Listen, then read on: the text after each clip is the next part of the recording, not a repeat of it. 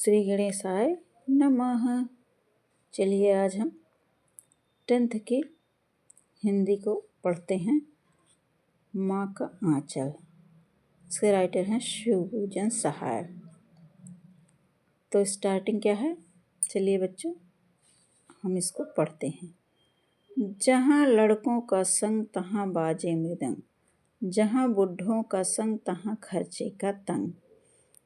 मतलब ये कह रहे हैं, कहने का इनका मतलब है जहाँ लड़कों का संग होगा वहाँ पे जैसे लड़के 2-4 लड़के रहते हैं तो साथ में तो थोड़ा हुड़दंगबाजी खेल कर मस्ती करते हैं।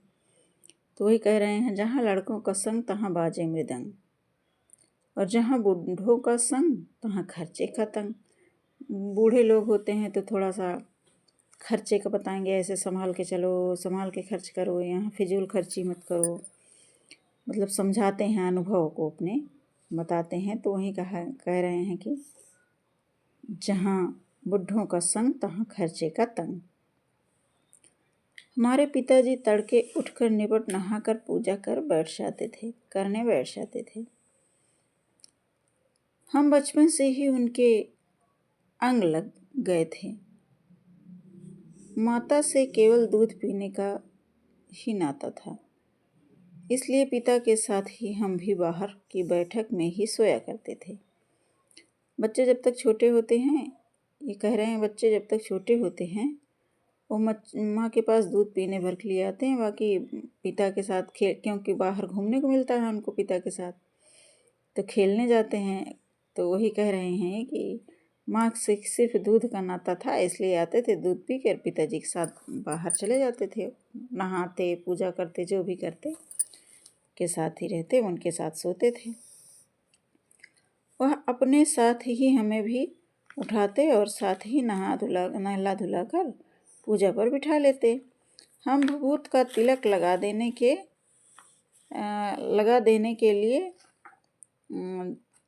लिए उनसे दिक करते। दिक यहाँ मतलब जीत करते थे, कुछ हंसकर, कुछ झुंझलाकर और कुछ डांट कर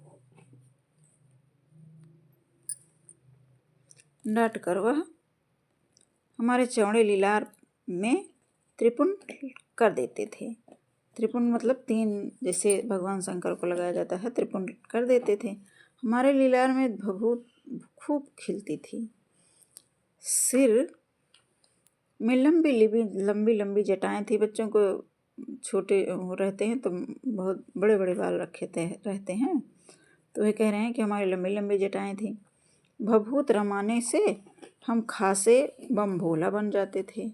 शंकर भगवान की तरह ये बम भोला कह रहे हैं, जो धूप अगरबत्ती जलाई जाती थी उसका ये भस्म लगा लेते थे, तो वही कह रहे हैं बम भोला बन जाते थे।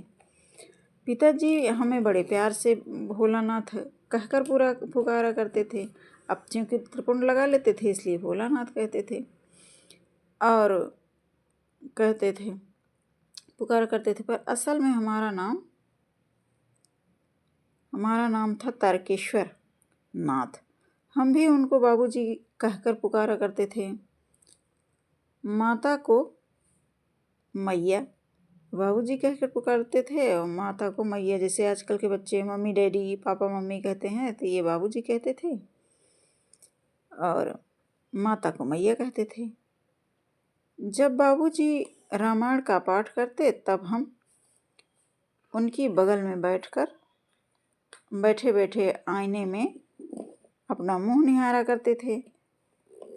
जब वह हमारी ओर देखते तब हम कुछ लजाकर मुंह उधर कर लेते, मतलब मुस्करा कर आईना नीचे रख देते थे।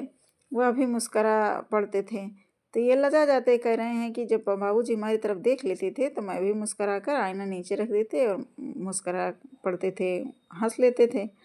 पूजा उसके बाद थोड़ा सा वो हो जाते थे, शर्मा जाते थे।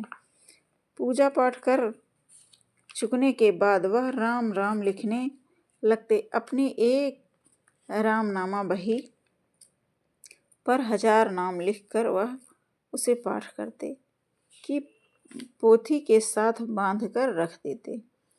फिर